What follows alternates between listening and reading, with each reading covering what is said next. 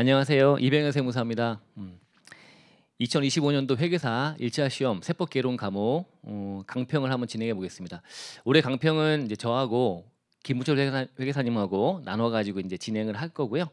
저는 이제 국기, 그다음에 상증, 지방세, 어떤 기타 세목 관련된 얘기를 이제 강평을 진행할 거고요. 법인세, 소득세, 부가가세는 김무철 회계사님이 오셔가지고 강평을 진행하실 겁니다. 일단 올해 시험은 일단 제일 큰 이슈는 경제학이죠. 경제학이 너무 어려워서 이제 말이 많네요. 일단 세법 개론 과목은 예년에 비해서 비교해 본다면 이제 뭐 난이도는 그렇게 어렵지도 않고 그렇게 또 쉽지도 않고 또 만만하진 않았습니다.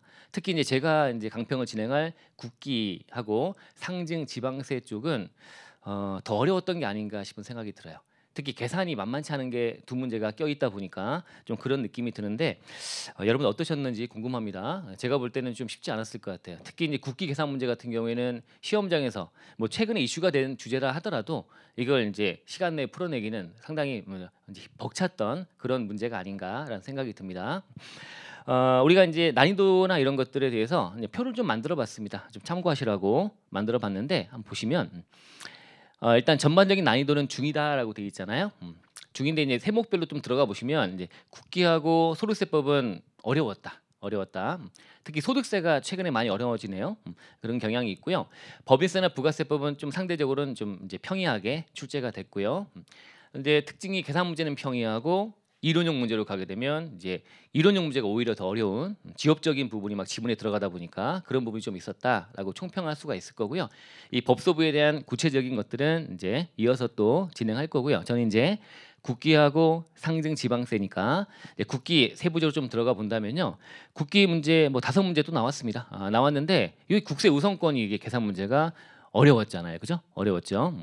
잘 못 푸셨을 것 같아요. 쉽지 않아요. 시간도 꽤나 걸리는 거고요. 이게 물론 이제 뭐 좀 기초적인 뭐 어떤 계산 틀만 좀 가지고 하시면 좀 접근하면 이것저것 때려 넣어서 맞췄다라는 분도 있지만 제대로 풀었다라고 보기는 좀 쉽지 않은 그런 문제였습니다.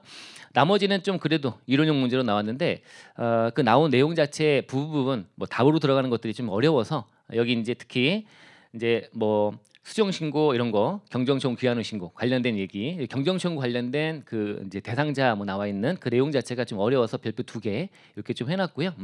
승계 연대납세 이런 것도 좀 나름대로 좀 어렵지 않았나. 나머지 이제 서류 송달과 총칙 관련 얘기하고 성립확정 소멸은 기본 암기만 좀 하면 되는 거니까 요 이제 1번하고 3번 문제는 좀 수월하지 않았나 싶은 생각이 듭니다. 이렇게 돼 있고요. 이제 법소부 이렇게 들어가는 거는 이따가 들어보시면 되고요. 저는 상증하고 지방세에 들어가 보면 이게 이제 상증세법이 보통 이제 여러분들 공부하시면서 이 상속세는 계산구조 위주로 기본 틀 잡자 이렇게 보통 많이 하시고 증여세나 이쪽이나 뭐 작년 같은 경우 재산평가로 나왔지만 뭐 그쪽 얘기들 위주로 이제 말 문제 대비를 좀 하고 이랬는데 올해 뒤바뀌어 가지고요. 증여세가 계산구조가 나왔고 이 계산구조라고 하는 거는 상속세 쪽은 잡지만 증여세는 좀 안 잡은 분들이 많아가지고 물론 이제 혼인이나 출산 관련된 증여상 공제가 최근에 들어와서 이슈가 되긴 했지만 그 부분을 공부 안 하신 분들이 좀 꽤나 될 것 같아서 이거 좀 어려웠다. 별표 2개 이제 해봤고요. 상속세는 이제 계산구조를 대비하는데 그 안에서 계산구조를 풀어내는 말문제가 나왔기 때문에 이건 좀 평이하게 풀지 않았나 싶어요. 공부를 하셨다면. 뭐 지방세는 우리가 포기하고 이제 시험장 가신 분들이 많다 보니까 또 내용이 작년 같은 경우 취득세 가지고 이제 온통 물어봤었는데 올해는 이제 다양하게 이제 뭐 주요 세목들이긴 하지만 그 내용들에 이제 이것저것 잡다한 내용들을 물어보다 보니까 전반적인 내용을 다 공부를 했어야지 이제 풀 수 있는 문제 아닌가 생각이 들긴 드는데 그래도 한편으로 생각해 보면 이제 문제 강평 이제 내용 들어보시면 이제 취득세 관련해서 등록세하고 과거에 이제 통합되고 하는 과정에서 내용들을 약간은 관심 갖고 공부한 분들은 답은 찾기는 좀 쉽지 않았나 싶어요. 답은 뭐 나머지 내용들은 너무 어려운 내용들이었지만 이제 그렇게 이제 전체적으로 좀 이제 볼 수 있을 것 같고요. 이제 한 문제씩 이제 들어가서 내용들을 잠깐 볼까요? 국기법부터 먼저 보십니다. 1번 문제죠. 1번 문제는 총칙 관련된 문제였습니다. 총칙 관련 문제고요. 이제 옳지 않은 것은 뭐 시험장이라면 옳지 않은 거 X치고 이제 푸셨겠죠. 이게 이제 총칙 다양한 내용들을 물어봤습니다. 첫 번째 1번 보시면은 국기법에 따른 심사 청구의 불복 청구 기한까지 우편 제출. 이 서류의 제출 관련된 거구나. 그래서 서류 제출 관련해서 우편의 방식을 취했을 때 그때 이제 이게 발신주의냐 도달주의냐 이건 뭐 기본으로 많이 들어보신 내용 아닙니까? 그죠? 여기 1번에도 나왔고요. 그다음에 3번으로 가도 우편 제출하는 경우에 우편으로 과표 신고서 여기는 이제 불복 청구서 이런 것들은 다 매한가지 이제 이른바 발신주의 특례다라는 걸 적용해 주지 않습니까? 우리가 우편으로 이제 서류를 보내고 이제 받는 것들은 다 도달주의가 원래 원칙이에요. 그죠? 잠깐 그림을 그려본다면 문제 1번 관련해서 어떤 기한일까지 뭔가 이행을 해야 되는 서로 간에 여기엔 기한일이다라고 했을 때 근데 우편으로 이제 보내거나 하게 되면 발신이 이때 됐다는 거 발신 그리고 이때 도달했대요. 그러면 이제 기한 내에 뭔가 이행이 돼야 되는데 도달이 이제 지나서 도달하게 되면 그러면 기한 내에 이행하지 않았기 때문에 뭐 가산세라든가 각종의 불이익이 따르게 된단 말이죠. 상당히 민감한 문제가 되는데 그래서 일반적인 도달주의가 원칙이지만 우편으로 뭔가 주고받을 때는 우편 제출 방식일 때는 이제 서류 제출이라고 한다면 서류를 제출하는 경우도 있고 과사관청에서 서류를 송달하는 경우도 있을 거고요. 서로 주고받는 거죠. 그럼 서류를 제출하는 과정에서는 도달주의를 이제 적용하지 않고요. 발신주의 특례라는 걸 적용해서 요때를 기준으로 판단하죠. 그러니까 기한일까지 발신만 되었다면 기한 지나 도달하더라도 기한 내 제출한 걸로 보겠다라고 되어 있습니다. 이 서류의 제출 안에 과표 신고서도 있고요, 불복 청구서도 있고요. 그럼 발신주의. 그럼 발신주의 입장에서는 이제 요거 아니고요, 발신주의죠. 그러면 이 발신이 되면 된다고 하는데 발신은 어떤 날짜 기준 따지죠? 우편 날짜 도장이라고 돼 있죠. 우편 날짜 도장이 찍혀 있으면 그러면 이제 발신된 거로 봅니다. 근데 이게 이제 훼손되거나 등 하게 되면 이때는 이제 통상의 우송 일수, 배송 일수 갖고 따진다 그런 얘기로 들어봤죠. 그렇게 돼 있고. 근데 반대로 서류를 과세관청에 보내는 서류의 송달은요. 이거 원칙대로 도달주의야, 도달주의, 발신주의 아닙니다. 그래서 이 서류는 도달할 때 또 효력도 발생하는 거다라고 들어봤죠, 그죠? 이런 얘기들이 이제 좀 필요한 얘기고요. 그래서 이제 물음 지문에 1번에 들어가 보면 이 불복 청구를 하는데 우편으로 하는 경우에 심사 청구서가 기한을 지나서 도달했다라고 하는 거야. 그래도 이제 제출이 그 기한 내에 되었다면 90일이죠? 90일 기한 내에 됐다면 그때는 그 만료일에 적법하게 청구한 걸로 본다. 맞는 지문입니다. 맞는 지문. 2번은 권한 있는 기관에 장부나 서류가 압수되거나 영치돼서 세법에 규정하고 있는 신고를 세법에 정한 기한까지 할 수 없다 인정되는 경우. 기한 연장의 특례구나. 우리 기한 연장할 때 천재지변 등 기한 연장 있지 않습니까? 그 사유들을 많이 외워주십사 말씀을 드리는데 그 사유들 안에 들어가 있는 게 권한 있는 기관에 장부나 서류가 압수 영치됐을 때 이때도 기한 연장 사유에 들어갑니다. 자, 그러면 얘는 기한이 연장되는데 기한은 신고, 신청, 청구, 제출, 통지 이런 것들이 연장되는 거죠, 그죠? 이런 것들이 납부나 징수는 국진법으로 가 있기 때문에 그렇다 이런 얘기 들어보셨죠, 그죠? 어쨌든 그런 건데 그 중에 신고야. 신고에 대한 것도 이 사유를 만족하면 기한 연장이 됩니다. 인정되는 경우 이때는 기한 연장은 연장 기한입니다. 이제 일반적인 기한 연장은 연장 기한이 3개월 범위 내 연장하는 거고요. 3개월 범위 내 사유가 소멸되지 않으면 1개월 범위 연장할 수 있다. 추가 연장 맥스 4개월. 근데 신고에 대한 기한 연장은 맥스 9개월이다라고 돼 있잖아요. 그 얘기를 물어봤네요. 그래서 신고에 대한 기한 연장은 이런 사유를 만족했다면 그때는 9개월 범위 내 할 수 있다. 그죠? 맞는 지문입니다. 신고에 대한 건 9개월이에요. 신고가 아닌 그 외의 것들은 3개월이고 추가 1개월 연장이 돼 있습니다.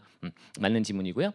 3번 납세자가 과표 신고서를 우편으로 제출한대요. 그때는 우편 날짜 도장 나왔네. 아까 말씀드린 거예요. 이게 찍힌 경우에 이 도장 찍힌 날에 신고된 걸로 본다. 발신주의 특례의 구체적인 얘기입니다. 얘랑 마찬가지예요. 근데 과세관청이 고지서를 우편으로 송달하는 경우에는 송달 받아야 할 자에게 도달까지 해야 됩니다. 그래 효력이 발생한다라고 됐는데 요 내용 됐죠. 그래서 뭐 무난하게 요거는 뭐 맞는 지문이다 찾아냈을 거예요. 됐어요. 자, 4번 수익을 구성원에게 배분하지 않으면서 공익을 목적으로 추진된 기본재산인 재단. 보니까 이거는 이제 인격 주제네, 인격. 뭐 총칙 얘기니까 다양하게 여러 가지 물어봤네요. 그 안에서 인격 주제인데 여러분 인격하면 당연법인 있고 뭐 승인법인이 국기법 규정을 본다면 원래 이제 법인 설립 등기를 해야 법인이 되는데 등기하지 않은 미등기 단체라 하더라도 이거를 국기법 규정에 따라서 당연히 법인을 보는 게 있고 또 신청해서 승인 받아가지고 법인 보는 거 있고 두 가지가 있지 않습니까? 그 중에 이제 수익을 분배하지 않는데요. 일단 출발 그리고 당연법인 보는 거 뭐가 있죠? 주무관청 인허가 받아 설립됐거나 주무관청 인허가 또는 주무관청의 법령에 따라 등록돼 있는 인허가 등록한 사단 재단. 그다음에 공익을 목적으로 한 기본재산 추정받은 재단. 이런 것들이 당연법인 되는 거죠. 당연법인. 수익을 분배하지 않아야 됩니다. 분배해버리면 공동사업이라고 했어요. 그죠? 이렇게 돼 있고. 그러면 당연법인 되는 거예요. 그러면 공익 목적으로 추정된 기본재산 있는 법인 아닌 재단, 법인 아닌 재단 등기 안 했으니까요. 법인 아니지만 그런 재단은 여기까지. 이게 이제 당연법인에 들어가는 거거든요. 근데 단체 자신의 계산과 명의로 수익과 재산을 독립적으로 소유 관리한다. 요 내용은 우리 신청에 승인받는 법인에 관련 내용인데 이거 하지 않아도, 왜냐하면 당연법인이니까. 그래도 법인을 본다. 이거 맞는 지문입니다. 그죠? 당연법인 말고 이제 신청의 승인 의제법인, 승인법인이라고 하는 것도 있지 않습니까? 단체의 조직과 운영의 규정을 가지고 단체 자신의 계산과 명의로 수익과 재산을 독립적으로 소유 관리한다. 그리고 대표자는 관리인 선임돼 있다. 이러면서 이제 요건 충족해서 신청에 승인받으면 법인이다. 그걸 섞었습니다. 얘는 이렇게 독립 소유 관리 등등 요건을 만족하지 않아도 얘는 당연히 법인이기 때문에 법인을 본다. 맞는 지문이고요. 5번 납세자가 과표 신고서를 정보통신망 통해서 제출한대요. 이거 이제 효력 발생 시기를 물어본 건데요. 우리가 이제 홈택스 통해 가지고 전자 신고 같은 걸 한다 이거죠. 그럼 제출한다 이거예요. 아까는 우리 우편 제출을 받던 거고요. 그게 아니라 이게 전자적인 방법으로 제출했을 때는 그때는 언제 이게 신고된 걸로 보냐면 이게 구세청장한테 전송된 때, 이렇게 기본 암기 사항이죠. 그죠? 전송된 때.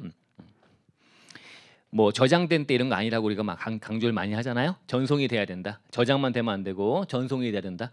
전송되면 그때 신고된 걸로 본다라고 돼 있고, 반대로 과세관청이 송달 서류를 정보통신망 홈택스 통해서 이거를 송달하는 전자송달의 경우, 그럼 여러분 전자송달하면 떠오르는 게 신청이 하나한다는 것도 있고 막 이렇게 공부했잖아요. 그죠? 신청한 경우에 하나한다. 그리고 이 전자송달의 방법은 우리가 이메일 보내듯이 이제 전자우편 주소에다가 보내는 메일 보내는 방법도 있고, 또 홈택스에다가 저장한 다음에 열람하게 하는 방법도 있고, 중요한 서류, 고지나 독촉이나 등등 환급금 이런 것들에 관련된 거는 홈택스에 저장한 다음에 열람하게 한다. 그럼 이때 홈택스에 저장하고 열람하게 한다. 그 방법을 취했나 봐요. 저장해서 이제 이런 전자송달하는 경우에는 이때는 언제가 효력 발생 시기가 되는 거죠? 이때는 해당 서류를 확인한 때에 송달한 거 본다. 이게 잘못된 거죠. 요건 쉽게 찾았죠. 이때는 저장된 때야. 저장된 때. 이메일 보내는 방식으로 하는 경우에는 입력된 때고요. 입력된 때, 저장된 때, 이때 송달된 걸로 본다라고 돼 있기 때문에 요거는 좀 쉽게 찾지 않았나. 뭐 잡다한 내용들이 많이 들어가 있기 때문에 그렇지만 기본적인 내용을 공부를 하신 분들이라면 1번 문제는 좀 쉽게 답을 찾을 수 있는 그런 문제였다고 보면 돼요. 1번 문제는 이렇게 보시면 될 것 같고요. 2번 문제로 가보시면 2번 문제는 이제 승계나 연대납세금 등의 납세물 확장이라는 주제죠. 확장 주제 안에 다양한 내용들을 좀 물어봤네요. 이제 옳지 않은 거니까 또 여러분들 X 치고 시작하셨을 거예요. 1번 상속인 또는 상속재산 관리인은 피상속인에게 부과가 되거나 피상속인이 납부할, 그러면 부과되거나 납부할이라는 표현 많이 쓰죠. 이게 이제 성립국세라는 표현 아닌가? 성립국세, 납세무가 성립된 거. 성립된 국세는 피상속인 나오는 거 보니까 승계이건 승계. 상속시 합병시 승계. 그 피상속인이 내야 되는 세금인데 그게 성립되어 있는 국세에 대해서는 상속인들이 납세물을 승계받게 되는데, 이때 합병에 따른 승계는 한도가 없는 것이고요. 상속에 따른 승계는 한도가 있는데 그 상속인 입장에서 상속으로 받은 재산의 한도 내에서 잘 들어가 있습니다. 납부할 의무를 진다. 맞는 표현이네요. 승계 얘기를 했고 상속이니까 한도가 있다. 그러니까 상속인들이 자기 주머니에 있는 돈 갖고 세금을 낼 필요 없다는 거죠. 돌아가신 아버지의 비상속인의 세금을 상속인이 승계받아 내는데 자기 주머니에 있는 돈을 낼 필요 없다. 그래서 한도가 있다. 합병의 경우는 서로 간에 이제 뭔가 의지를 가지고 내가 감당할 수 있다고 생각하고 합병을 하는 거기 때문에 합병은 한도가 없다 그랬습니다. 합병을 통한 승계는. 근데 상속은 한도가 있고 맞는 표현이고요. 그다음 두 번째 2번 법인은 납기 만료일 현재 법인의 무한책임사원, 과점주주, 영농영어조합법인의 과점조합원이 납부할 국세 등에 대해서 2차 납세금을 진다라고 했는데요. 여기 이제 개정상이 좀 가미가 됐네요. 그죠? 개정상. 그래서 지금 영농영어조합법인의 과점조합원이라고 하는 요 내용이 들어온 거는요. 요건 지금 2번은 어떤 내용이야? 법인이 이자들이 못 낸 세금을 2차 납세금을 진다. 법인의 2차 납세금이라는 규정을 지금 얘기하고 있는데, 사실 요 조합원이 들어온 거는 출자자 2차 납세금 규정이 들어온 거죠. 출자자 2차 납세금. 그래서 어떤 법인이 세금을 못 냈는데 그 법인이 못 낸 세금에 대해서 이제 뭔가 원인 책임자라고 찾아내서 그 출자자 등에게 2차적인 납세금을 지우는 거 아닙니까? 그 안에 이 영농영어조합법인에 대해서 과점조합원이 세금 회피하는 목적으로 이렇게 활용해 가지고 세금 회피 행위를 할까 봐 그래서 얘가 추가로 들어온 거예요. 개정돼서. 그래서 이건 바꿔치기해서 혼란스럽게 만든 거죠. 그죠? 그러니까 법인의 2차 납세금에는 이 개정 사항이 들어오지 않았습니다. 출자자 2차 납세금에 대한 거지. 이건 법인의 2차 납세금 규정에 관련 얘기니까 요 내용이 들어간 건 잘못됐습니다. 그죠? 잘못돼서 요게 옳지 않은 거니까 답은 2번이다. 요거 그러니까 개정 사항이기 때문에 요것도 나름대로는 좀 찾을 수 있지 않았나라는 생각이 들어요. 그래서 개정 사항은 좀 그래도 법이 바뀐 건 갖고 시험장에 가셨을 거 아닙니까? 그죠? 그래서 이렇게 좀 보시면 될 것 같고요. 뒤바꿨다. 3번 가 보시면 법인이 채무자 회생 및 파산에 관한 법률에 따라 신회사 설립했대요. 기존 법인의 성립국세에 대해서 기존의 법인에 부과되거나 납부 성립한 성립국세에 대해서 신회사 기존 법인에 떨어져 나온 신회사가 같이 책임을 진다. 이게 뭐죠? 연대납세금 그죠? 연대납세금 몇 가지가 있잖아요, 그죠? 그 안에 하나죠. 그래서 뭐 분할법인 성립국세, 기존 법인 성립국세, 공유물 공동사업에 관련된 세금들 뭐 이런 것들에 대한 연대납세무 규정에 이게 들어가 있는 거죠. 그래서 연대납세무 규정을 진다라고 하는 그 연대하에 납세금을 진다. 맞는 지문으로 보면 되겠죠. 연대납세무는 하나의 납세무가 같이 생겨난 거예요. 같이 생겨났는데 그 상태에서 생겨난 상태에서 얘가 신회사 설립해서 나간 거야. 그럼 같이 생겨났으니까 나갔다 하더라도 같이 책임져라고 하는 그런 개념이 되는 거죠, 그죠? 그래서 요거 진다 맞는 얘기네요. 4번 가보시면 법인이 분할 또는 분할합병한 후에 소멸하는 경우에 분할 신설법인과 분할합병의 상대방 법인 등은 분할법인에 부과되거나 납부할 그죠? 그런 국세 등에 대해서 이것도 연대납세무다, 그죠? 연대납세무. 얘도 법인이 분할되고 쪼개지기 전에 생겨났던 성립된 국세라고 한다면 그 성립 국세에 대해서 이 분할돼서 쪼개지는 법인과 분할돼서 나가는 분할 신설법인과 또는 어떤 법인이 합병된다면 분할합병의 상대방 법인 이런 법인들이 같이 발생했으니까 같이 연대 책임 묻는다라고 하는 거 아닙니까? 그 내용이니까 이것도 맞는 내용이죠. 이 내용 안에도 이제 여기도 한도가 좀 들어와 있습니다. 분할로 승계된 재산가의 한도로 한다. 이것도 강조가 좀 된 부분이고 뭐 기본적인 내용으로 나오니까 이것도 어렵지 않게 맞는 지문이다. 연대납세 의무, 승계, 연대 이렇게 물어봤네요. 이게 답으로 이제 해서 개정 사항을 좀 꽈서 낸 거고요. 5번 가 보시면 양도인과 특수관계인인 자 또는 양도인의 조세필 목적으로 사업을 양수한 자는 사업 양수 2차 납세무 그 얘기구나, 그죠? 사업 양도인의 납세무에 대해서 사업 양수인이 2차적인 납세무 진다. 물론 요건은 있죠. 양수한 자가 양도 이전에 양도인의 납세무가 얘는 확정입니다. 대상국세 되게 중요하죠. 그래서 일반적으로 이제 승계, 성립국세, 연대납세무도 당연히 성립한 국세를 같이 책임지는 거니까 당연하고 2차 납세무는 그 안에 쪼개지고, 그죠? 성립국세, 확정국세 이렇게 쪼개지고 그 안에서 이제 사업 양수 2차 납세무는 확정국세에 대해서 거기다가 사업 관련 국세. 사업 양도인의 사업에 관련된 국세로 확정된 국세에 대해서 그 사업에 관한 국세 등에 대해서 여기도 사업에 관한 국세 잘 들어가 있죠? 확정국세, 사업 관련 국세 강조가 많이 되는 부분이죠. 요거에 대해서 양수한 재산가액을 한도로 해서 2차 납세무 진다. 이것도 맞는 지문입니다. 그래서 이것도 조금 그래도 풀 수 있는 문제가 아니었나라는 생각이 들어요. 자, 2번 문제까지 보셨고요. 이제 3번 문제 가보실까요? 3번 문제는 납세무가 성립, 확정, 소멸에 관한 설명이다. 옳지 않은 것도 X. 옳지 않은 거 찾는 것이 좀 낫죠. 그래도 그죠? 옳은 거 찾는 것보다. 요거는 이제 성립, 확정, 소멸인데 여기 1번에 보시면 중간연합하는 소득세래요. 그러면 중간연합 기간이 끝날 때 성립하고까지는 맞습니다. 성립하고 그 납세무가 성립하는 때 특별한 절차 없이 그 세액이 확정된다라고 해놨네요. 그러면 자동 확정이라는 거 아니겠습니까? 여러분들 중간연합하는 법인세는 자동 확정이 됩니다. 근데 중간연합하는 소득세는 자동 확정이 안 됩니다. 이거 알죠, 그죠? 그래서 이거 기본 내용만 좀 외웠으면 된다. 그래서 여기 좀 수월하게 풀지 않았나? 답 찾는 건 어렵지 않았다. 기본 암기 사항이니까. 기본적으로 이제 기간과세 국세들은 과세 기간이 끝날 때 성립합니다. 근데 그 전에 납부가 이루어져 버리면 소멸이 먼저 되는 거니까 소멸되고 성립하면 말이 안 되기 때문에 그래서 납부하는 그 시점 이전으로 성립시기를 땡겨놓은 것들이야. 땡겨놓은 것들 이게 이제 성립시기 특례라고 부르는 거 아닙니까? 그런 것들이 있고 그 안에 일부 내용이 자동 확정이 되는 것들이 막 있잖아요, 그죠? 뭐 인디스라든가 원천 인수한 소득세 법인세라든가 그 내용 안에 요거 중간 연합하는 소득세도 얘도 이제 미리 소득세인데 기간이 끝나는 건 12월 말인데 그 전에 중간 연합을 미리 하니까 그럼 그 기간이 끝날 때 그때 성립한다고 땡겨놓은 거고요, 특례로. 그때 자동으로 확정까지 되느냐 따져봤더니 얘는 일단 확정이라고 하는 거는요. 납세자하고 과세관청이 서로 간의 세액을 확인해야 되는 거야.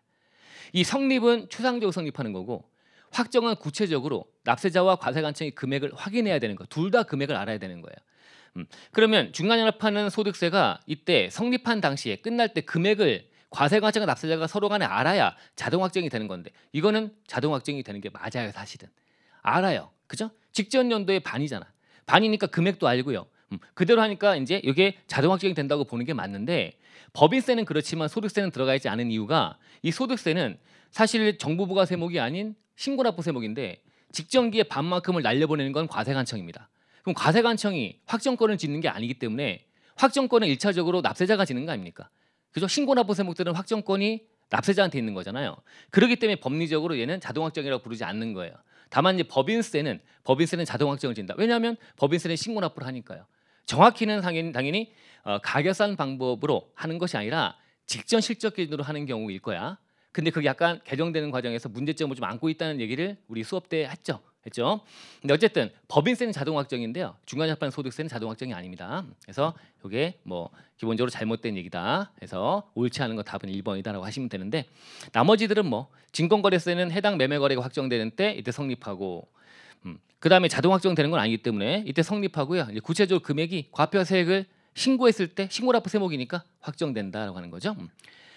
상속세는 상속이 개시된 때 성립하고 맞죠? 상속 개시되는 때 성립하고 증여세는 증여재산 취득한 때 성립하고 그죠? 이런 거 암기잖아요, 그죠? 성립하고 그리고 과표세액을 정부가 결정하는 때 이건 정부부가 세목이니까 해서 정부가 결정하는 때 이때 확정된다고 합니다. 맞네요. 이거는 정부부가 세목이에요. 확정권을 과세관청이 지는 겁니다. 국가가 갖고 있기 때문에 정부가 결정하는 때 확정된다. 4번은 국세부가의 제적 기간은 제적 기간 자체는 이제 뭐죠? 제적 기간이 권리 행사 유효 기간이에요. 부가권 행사의 유효 기간이야. 그러면 부가권이란 거는 과세관청에서 납세자한테 세금을 부과할 수 있는 그 부가권이라는 게 살아있는 기간, 이 몇 년 동안 이제 찾을 수 있게 해주지, 부과할 수 있게 해주지라고 하는 거니까 이 제적 기간은 찾기 어려운 정도에 따라서 뭐 5년, 7년, 10년, 15년 이렇게 차등해서 이제 기간을 주고 유효 기간을 주고 찾아봐라고 하는 거예요. 부과해봐라고 하는 거예요. 이게 제적 기간이에요. 소멸시효는요? 소멸시효는 징수권이라는 게 연결되는데 징수권에 대한 어떤 불행사 상태가 이어지는 기간을 소멸시효라고 합니다. 제적 기간은 이제 권리 행사 가능 기간이고요. 그죠? 권리 행사 가능 기간. 소멸시효는 권리 불행사 상태로 이어지는 기간을 말하는 거야. 그래서 제적 기간이 이제 유효 기간인데 이게 만료가 돼 버리면 납세문 소멸되는 겁니다. 그럼 얘는 찾기 어려운 정도에다 기간을 차등을 두긴 두지만 얘는 그 기간에 중단과 정지도가 없죠. 당연히 중단과 정지가 없이 얘는 그냥 찾아라라고 하는 거예요. 제적 기간은 유효 기간 내에 찾아라 이런 거고 중단과 정지는 소멸시효에만 존재하는 겁니다. 소멸시효. 권리 불행사 상태가 시작돼서 쭉 가다가 5년 채워야 되는데 중간에 권리 행사로 볼 만한 사유가 있어 버리면 이제 그 시효가 진행됐던 게 없어져 버리고요. 다시 시작하는 게 중단이고요. 정지는 잠깐 섰다가 다시 가라고 하는 거다 이거죠. 이건 봐주는 거니까 이런 것이 정지다. 이런 중단과 정지는 소멸시효에만 존재하는고요. 제적 기한 존재하지 않아요. 없지만 맞습니다. 근데 징수권의 소멸시효의 중단과 정지는 있다. 이거 기본 내용이네요, 그죠? 4번은 당연히 쉽게 기본 내용 공부하셨으면 되는 거고요. 그다음에 5번은 납세자가 신고하는 법인세의 부과 제적 기간에 기산일은 이제 기산일 또 물어봤네요. 제적 기간은 언제 기산된다고요? 어렵지 않았죠, 여러분들 그죠? 제적 기간 유효 기간이야. 그러면 부가권 행사할 수 있는 그러면 납세무가 성립은 돼야죠. 성립하고 확정시키는 권한인 부가권 행사를 하려면 일단 성립은 돼야 돼요. 그럼 성립하면 바로 이제 부과할 수 있는 게 되니까 이때 유효 기간이 시작되는 걸 보는 게 맞는데 일반적인 세금들 보면 신고하라고 했단 말이에요. 그럼 신고하라고 해서 신고 기한을 줬는데 그 기한을 박탈해 버리고 바로 할 수 없죠. 그럼 법인세 같은 경우에는 12월 말에 성립하는데 다음 년 3월 말까지 신고하라. 사업연도가 12월 말에 끝나는 법인은 3월 말까지 신고하라고 했는데 2월 달 가서 부과하겠다고 하면 돼야 안 돼요? 안 되니까 신고하는 국세들에 대해서는 신고기한 다음 날부터 기산된다라고 하는 거죠. 그때부터 이제 유효기한 시작되는 거야. 찾아야 되는 거죠. 부과할 수 있는 유효기한 시작되는 거다. 그래서 기산일은 다 신고기한 다음 날로 돼 있습니다. 제척기간은 신고하는 국세들은 물론 인지세와 종부세는 성립일로 돼 있지만 보통 신고 의무를 부여하고 있는 것들은 다 신고기한까지는 기다리는 거야.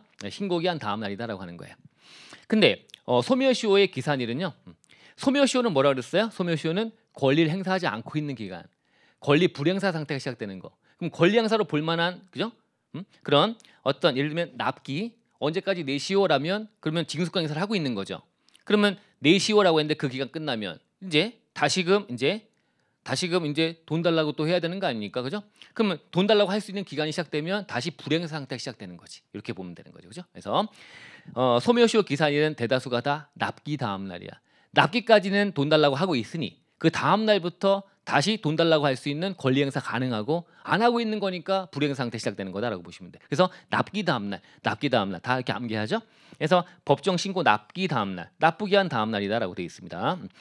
신고한 그 법인세에 대해서는 신고 납부기 한 다음 날, 그 외의 것들은 다 납부기 한 다음 날, 다 납기 다음 날로 기억하면 된다. 이것도 무난하게 우리가 맞다. 뭐 장화게 제가 설명을 드리고 있긴 하지만 여러분 기본 암기 사항으로 좀 외웠던 사항들이다라고 보시면 돼요. 그래서 기본 자동 확정이라든가 성립시기 특례라든가 이런 내용들을 기본으로 좀 외우려고 노력하셨던 분들 같은 경우에는 요거 포인트로 많이 얘기했으니까 법인세 아니고 소득세 요거는 법인세가 자동 확정이지 얘는 아니다라고 했던 걸 강조가 많이 됐으니까 요것도 이제 좀 정리된 분들은 잘 풀지 않았다. 이렇게 생각이 들어요. 공부를 다 하시면 뭐 풀 수 있다라고 얘기하지만 막상 또뭐 그건 아닌데 워낙 공부량이 많다 보니까 그렇긴 하지만 기본이 그렇습니다. 3번 그랬고요. 이제 4번 문제 가보실까요? 이 4번 문제가 좀 어려웠다. 그죠? 어려웠다. 자, 우리 이제 수정 신고하고요. 경정 청구 기한 후 신고에 관련된 내용인데요. 자, 1번이 있고요. 1번. 1번이 이제 옳지 않은 거는 1번이 답이죠. 1번이 답인데 일단 2번 먼저 보시면 수정 신고, 경정 청구 기한 후 신고 중 신고 납부 세목에 대하여 과표 신고서를 기한까지 제출한 자의 수정 신고만 확정력과는 효력을 가진다. 요 강조가 많이 되는 부분이죠. 그러면 내가 수정해서 자수하는 거야. 그다음에 깎아주세요, 줄여주세요, 돌려주세요, 경정 청구하는 거야. 그다음에 기한 내 신고 안 한 자가 기한 후 신고하는 거야. 이런 것들은 그 기한 후 신고로, 경정 청구로, 수정 신고로 자동 확정되는 어떤 확정력을 갖느냐라는 부분에 있어서 기한 내 신고자의 신고 납부 세목에 대해서 기한 내 신고자의 수정 신고만 확정력을 갖는다. 이거 외워라고 강조를 많이 하는 부분이죠. 그래서 그 외에는 자동 확정이 안 됩니다. 확정력을 갖지 않습니다. 확정력이 없습니다. 수정 신고에 대해서 그것도 신고 납부 세목에 대해서 기한 내 신고하면 신고로서 확정이 된 거고요. 걔를 수정 신고하면 걔가 확정력이 있는 거야. 근데 기한 후 신고자야. 물론 수정 신고할 수 있어요. 근데 기한 후 신고 자체가 확정력이 없기 때문에 기한 후 신고에 대한 수정 신고도 확정력이 없습니다. 경정 청구는 줄여주세요라고 하는 건데 바로 그 말을 뱉자마자 확정이 되면 경정 청구하자마자 확정이 되면 다들 경정 청구하게요? 말이 안 되는 거죠. 경정 청구하면 2개월 내 경정 결정이 이루어져야 그래야지 그 경정되는 세금이 확정이 되는 걸로 보시면 돼요.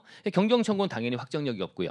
기한 후 신고도 역시 확정력이겠죠, 그죠? 기한 후 신고도 확정력이 없기 때문에 그죠? 기한 후 신고하게 되면 3개월 내 과세관청에서 결정하게 되면 그러면 그때 확정이 된다고 했습니다. 그래서 확정력을 갖지 못합니다.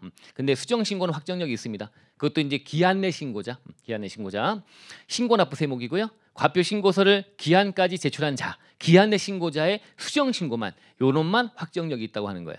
그래서 강조가 좀 됐던 부분이니까 요건 좀 알지 않았나 여러분들이 됐고요. 그다음에 3번은 수정 신고는 관할 세무서장이 각 세법에 따라 해당 국세의 과표와 세액을 결정 경정하에 통지하기 전으로서 제척기한 만료하기 전까지다. 기본 암기 사항이죠.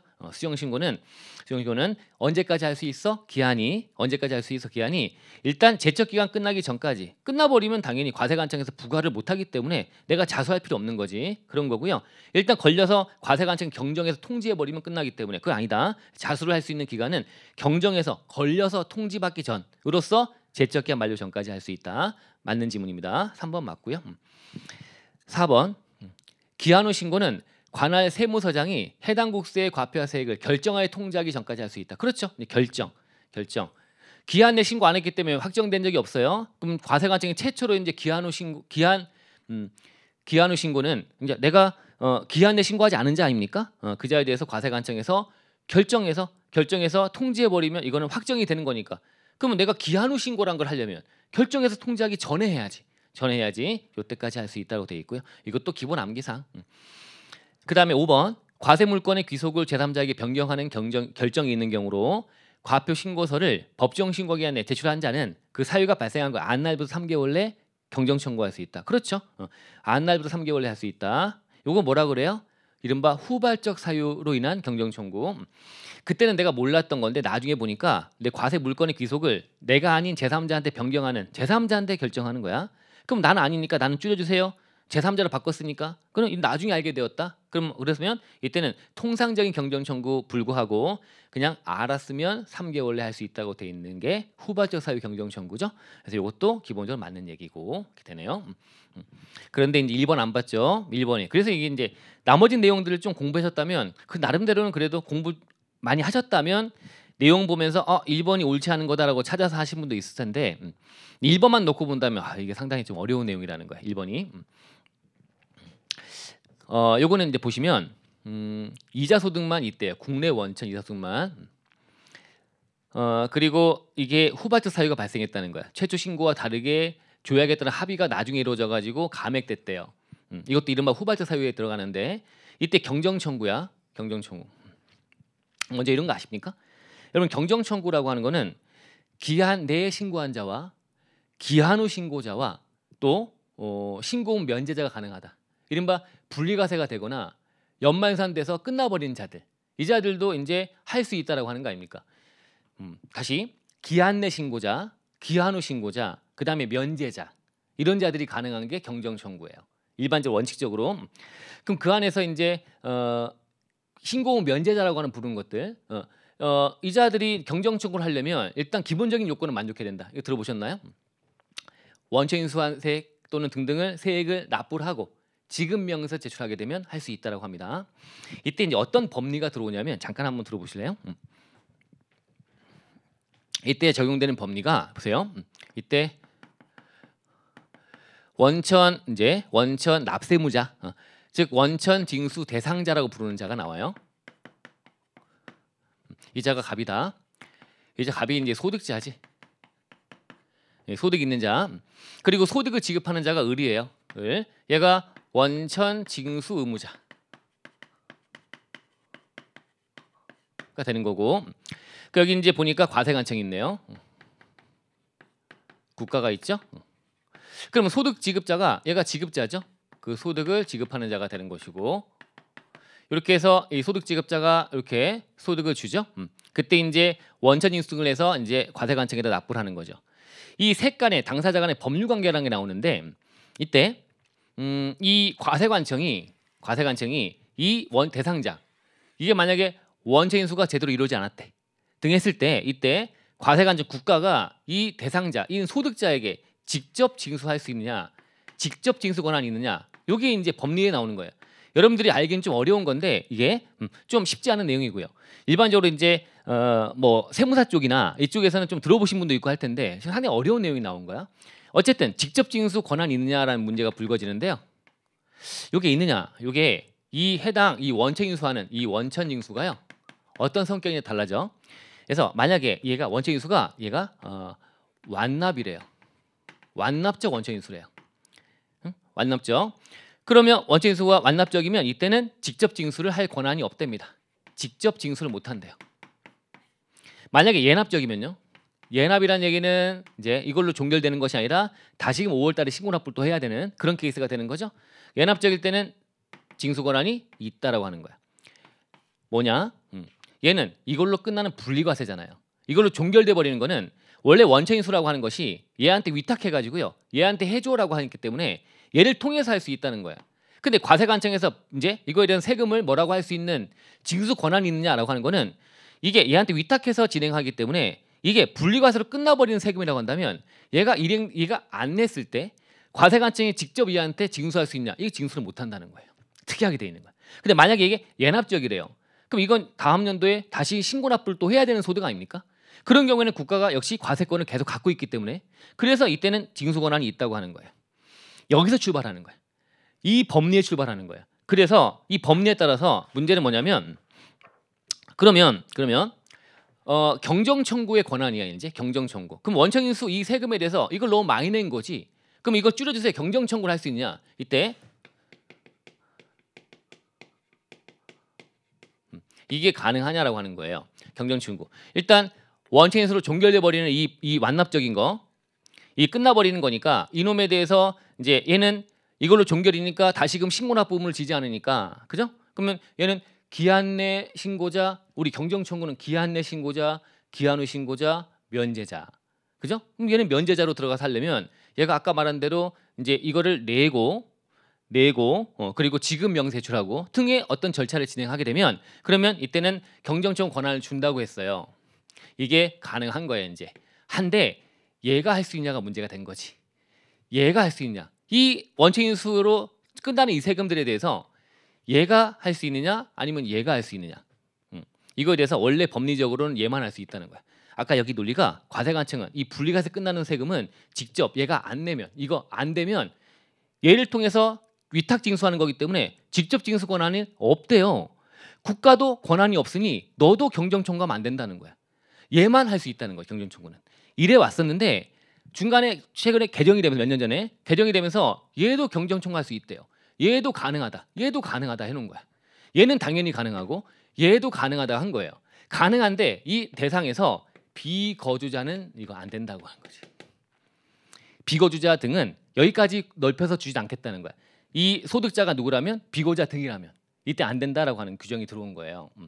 얘는 안 된다. 다만 얘가 안 되는데 얘가 할 수 있는 경우는 얘가 안 되면 그러면 얘는 억울하면 어떻게 해야 돼? 이 원칙 의무자한테 부탁해가지고 해달라고 해야 되는데 얘가 안 들어주면 등등의 여러 가지 이유를 만족하면 그때는 얘도 할 수 있더라고 하는데 그런 예외적인 사항이 아니라면 이 비거주자는 할 수 없다는 거예요. 그래서 이 대상자는 할 수 없다는 거예요. 원칙적으로 얘밖에 못하는 겁니다. 비거주자일 때는 그게 아닌 경우는 할 수 있다고 길을 열어줬어요. 법리적으로는 원래 안 돼요. 과세관청은 얘한테 직접 징수 못하기 때문에 얘가 징수를 못하는 상황인데 네가 세금을 줄여주세요. 경정 청구를 네가 직접 하느냐? 이건 법리적으로 못한다는 거예요. 여러분 처음 들어보는 내용이죠? 그죠? 알기 어려운 내용이야. 쉽지 않은 법리인데. 그래서 이렇게 규정 역사가 있고요. 그 안에서 지금 요게 나온 거야. 규정이. 들어가 보시면 1번이 국내 원천 이자 소득만 있는 비거주자래요. 이 소득에 대해서 이제 어떤 후발적 사유든 뭐든 경정 청구 사유가 발생한 거야.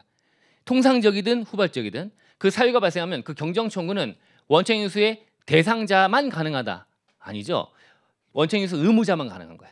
의무자만. 근데 대상자가 가능한 경우도 있지. 있는데 그거는 얘가 안 했을 때 등등 요건 만족한다면 그러면 원칙적으로는 대상자가만 가능하다. 이 표현은 잘못된 지문으로 보면 되는 거예요. 상당히 어려웠다, 그죠? 어려웠다. 그래서 우리가 어려운 지문이 들어가도 나머지 지문들 가지고 이제 찾아내는 게 우리 시험 아닙니까? 그것도 실력인 거고요. 그런 의미에서 아까 나머지 훑어봤지만 여기서 맞네 찾아가지고 틀린 건 1번인가?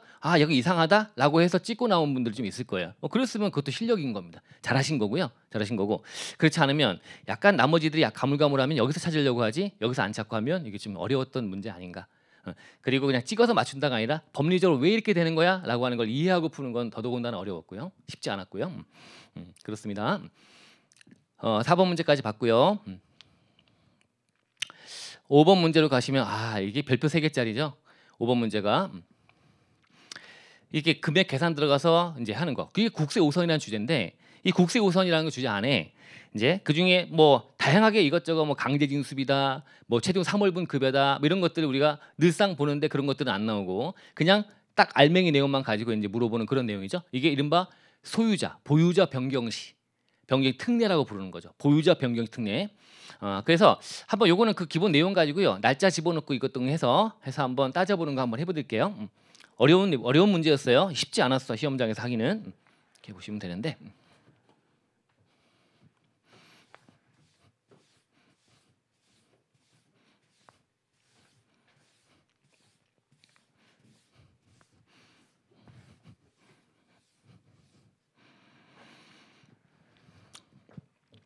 보시면 지금 갑이 있고 을이 있습니다.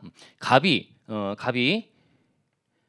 부가가세를 체납한 상태에서 A은행에 저당권 설정된 주택 X를 24년도 5월 15일 날 을에게 양도했답니다. 핵심은 일단 갑이 있고요. 갑이 있고 이제 을에게 이렇게 이제 양도했대요. 이게 이제 주택을 양도했죠. 주택 X를 요거를 양도한 케이스가 됐어요. 양도한 날짜를 한번 넣어볼까요? 양도한 날짜가 24년도 5월 15일이래요. 24년도 5월 15일 날 을에 양도했다. 24년도 5월 15일 날 을에 양도했답니다. 이렇게. 근데 보세요. 지금 소유자가 양도를 통해서 변경됐죠. 그럼 이제 우리가 지금 다투는 거는 이 담보권자라는 자와 담보권자, 그다음에 국세가 지금 경합을 하는 거예요. 그럼 이때 여러분 알다시피 법정기일이라는 게 나오죠. 법정기일. 법정기일은 담보권자가 이 조대채권의 존부와 범위를 알 수 있는 시기, 이 세금이 있구나를 알 수 있는 시기. 그러면 지금 무조건 국가가 이 체납자의 재산을 이제 팔아가지고 매각해가지고 돈을 가져갈 때 국가랍시고 무턱대고 막 가져갈 수 없으니 이제 국세 우선이라는 거에 예외를 두고 있지 않습니까? 먼저 실비 가져가, 최종 3월분 급여 가져가 이렇게 하면서 담보채권하고 경합을 벌일 때는 담보채권자야, 너 나 세금이 있는 거를 아는 상태니? 물어봐가지고요. 내 세금이 있는지 모르고 담보 설정했대. 그런 자는 보호해줘야지. 근데 너 지금 내 세금 나 존재하는 거 알았어? 아는 상태 담보 설정했어? 그럼 넌 보호해주지 않을 거야. 내가 우선할 거야. 이런 거예요. 그러니까 담보 설정 등과 설정일과 법정기일을 비교해서 누가 먼저 가져갈 거냐 이런 걸 다투는 과정입니다. 그러면 지금 문제 핵심은 뭐냐면 이 갑이란 자에 대해서 얘가 주택 X를 보유하는 상태에서 얘한테 돈을 빌려주고 여기 A란 은행이 A은행이 이 주택을 담보하고요. 저당권 설정하고 그리고 이제 돈을 빌려준 상황이에요. 금액을 들어가 보면 여기 아래쪽에 자료가 나오는데 이 갑에 대해서 보세요. A은행의 대출금이 5천만 원이래요. 여기 저당권 설정일이 나오잖아요. 그죠? 그러면 이 주택에 대해서 얘가 A은행이 갖고요. 여기 저당권 설정했던 거예요. 이게 권리 설정한 거죠. 이게 24년도 4월 4일입니다. 이때 설정하고요. 즉 양도하기 전이었네요.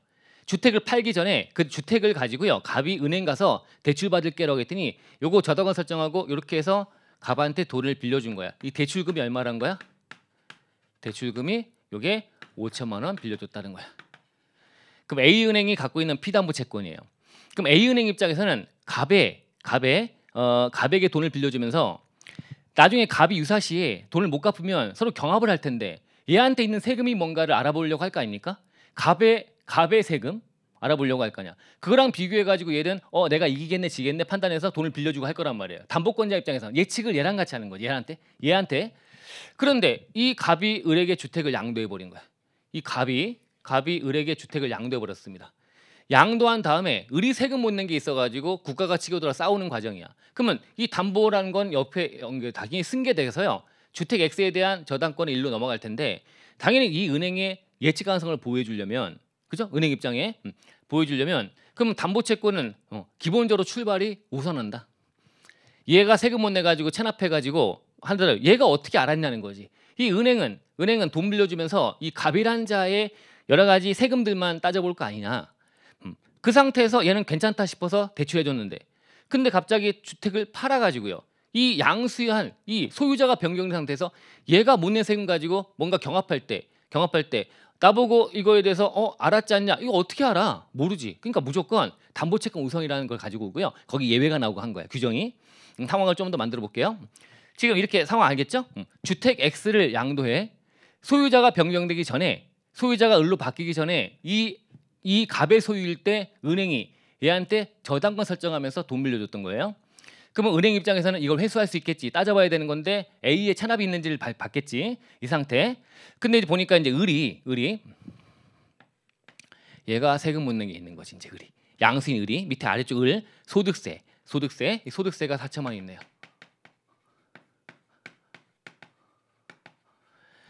그 다음에 종부세도 있네요.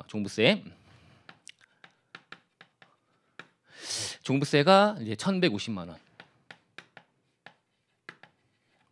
날짜를 집어넣어 봐야 되겠죠? 법정기일이라고 하는. 세금은 다 법정기일이 있어. 24년 3월 10일이고요. 얘가 24년도 3월 10일이고요. 그 다음에 종부세는요. 24년도 12월 15일이야. 24년도 12월 15일 되는 거야. 이렇게. 이 상태. 이렇게 세금이 지금 있는 상태입니다. 그죠? 그리고 지금 보면 지금 상황이 다시 보면 지금 매각을 했어요. 이제 지금 을이 세금 못 내갖고요. 얘한테 이제 뭐가 나온 거야? 강제 징수가 돼가지고요. 이 주택 X가 얘 거로 돼 있잖아요. 주택 X를 지금 매각한 거야. 그래서 압류 걸어갖고 이제 매각하는 과정이야. 그래서 매각해서 대금이 8천만 원 지금 나온 거죠. 이 매각 금액 가지고 세금을 지금 걷어가려고 해. 근데 지금 은행 입장에서는 지금 소유자가 변경된 상태에서도 담보권자로서 지위를 갖고 있기 때문에 이 담보채권하고 이 세금이 경합하는 과정, 이 과정에서 이 담보권자와 이 국세 법정기일과 비교하는 과정이 이어지면 되겠습니까? A은행은 당연히 황당하겠죠. 나는 분명히 갑이라고 하는 이자와의 관계에서 이자한테 담보채권, 이자한테 체납이 있는가를 따져보고 했을 거란 말이에요. 그럼 얘를 가지고 예측하고 살아가는데 A은행이 근데 지금 소유자가 변경된 다음에 얘를 기준으로 판단하려고 하는 문제가 있어. 그래서 요때 이제 누가 먼저 가져갈 거냐 경합하는 과정에서 이렇게 나온 규정이 원칙은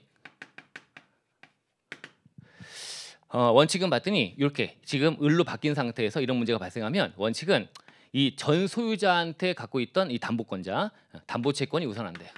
원칙은 담보채권이 무조건 우선한다라고 하는 거지.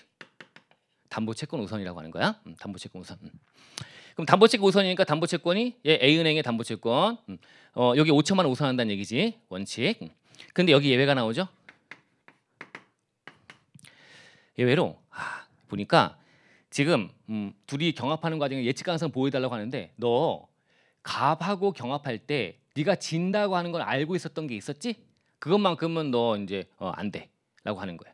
그래서 이 둘 간의 관계도 여기다가 대입하겠다는 거야. 그래서 자 이게 예외로 직전 소유자가 갑이죠. 여기서 갑 직전 소유자 갑 직전 소유자의 저당권 설정일 직전 소유자 기준으로 따져보는 거야. 직전 소유자인 갑을 기준으로 얘를 기준으로 얘가 저당권 설정한 게 나오죠. 저당권 설정할 날짜 설정일 중에 가장 빠른 날보다라고 되는 여기 사례에다 대입해 보면 이 설정일가 여기 법정기일 비교했더니 직전 소유자 단계에서 여기 법정기일 비교했더니 얘 세금이 또 있네요. 그죠? 갑 입장에서 세금이 있잖아. 법정기일 비교했더니 여기 규정에서 직전 소유자의 저당권 설정일보다 법정기일이 더 빠른다. 여기 빠른 거야. 그러면 너 A은행 저당권 설정할 때 얘 세금 있는 거 알았어 몰랐어? 알았잖아. 그 알았던 세금만큼의 금액은 여기서 너 주장하지 못해라고 하는 거야. 원칙은 네가 담보권자가 우선한다. 상황 이해하겠어. 야 가봐. 저기 은행아 너는 갑을 기준으로 판단했기 때문에 소유자가 바뀐 마당에 바뀐 자의 세금 못 낸 거를 너하고 경합하는 과정에서 얘 법정기일과 너의 저당권 설정일을 비교하는 건 문제가 있다고 본다. 그래서 일단 기본적으로 담보채권자 너는 우선 가져가게 해줄게. 그러나 이제 직전 소유자 얘랑 관계가 됐으니까 얘를 기준으로 따졌을 때 얘 체납액 등 있나 봐요. 그래서 저당권 설정일보다 법정기일이 빠른 이런 체납액의 범위 내에서 체납된 체납액이 있다면 이 범위 내에서는 담보권자가 담보채권이 우선하지 않는다. 이게 돼 있어. 담보채권이 우선하는 것이 아니다라고 돼 있는 거야. 이게 이제 규정인 거예요. 이 규정을 이제 여기다 대입해 보면 되는 거야. 그래서 이 상황. 여기 세금 이제 넣으면 되겠네요. 갑 입장에서 소유자가 변경되기 전에 갑 입장에서 부가세 체납이 있었네요. 3,500만 원만큼이 이게 법정기일 1월 25일이네요. 그래서 여기 들어갈 게 이제 뭐가 있다는 거야? 얘 입장에서 VAT 체납액이 있다는 거지.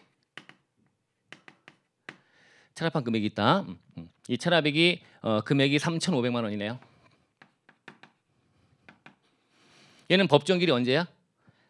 2024년도 1월 25일이네요. 24년도 1월 25일 날. 이때가 법정기일인 세금이에요. 그럼 느낌이 오죠? 얘의 저당권 설정일보다 얘가 빠르지. 얘보다 얘가 빠르지. 그러면 A은행은 저당권 설정할 때 얘가 있는 거 알았어. 그랬다면 이 금액까지는 너 주장 못해라고 하는 거예요. 아셨죠? 이렇게 된다. 그런 느낌이야. 그래서 이렇게 기본적으로 우리가 기본 뭐 강의 특강 진행하고 할 때 기본적으로 그림을 이렇게 그려가지고 이제 날짜 집어넣고 했던 거 거기다가 요 약간 바꿔서 변형해 집어넣으면 되긴 되는데 그게 시험장은 어떻게 했냐 이거죠? 쉽지 않았다. 그럼 이제 이렇게 된 상황이야. 그러면 을한테 이제 돼 있는 소유권이 넘어온 주택 X를 매각해서 들어온 8천만 원. 요거 나눠 갖는 거 한번 보면 되죠, 이제. 그럼 이때 A 은행이 얼마 가져갈 수 있지라고 하는 거 물어보고 있지 않습니까? 그러면 이제 우리가 매각해서 나눠 가질 때 우리 순서 외우고 있잖아. 강최 P10, 강제 징수비, 이렇게. 그다음에 최종 3월분 급여 이렇게 공식이 우선 변제 임금 채권 등등. 그다음에 이제 피담보 채권, 또 일반 임금 채권, 그다음에 공과금기타 채권 이렇게 순서 잡아서 집어넣은 다음에 그다음에 세금 끼워 넣어서 판단하고 하는 게 우리가 문제풀이 방식 아닙니까? 그럼 피담보 채권이 지금 얼마인 거야?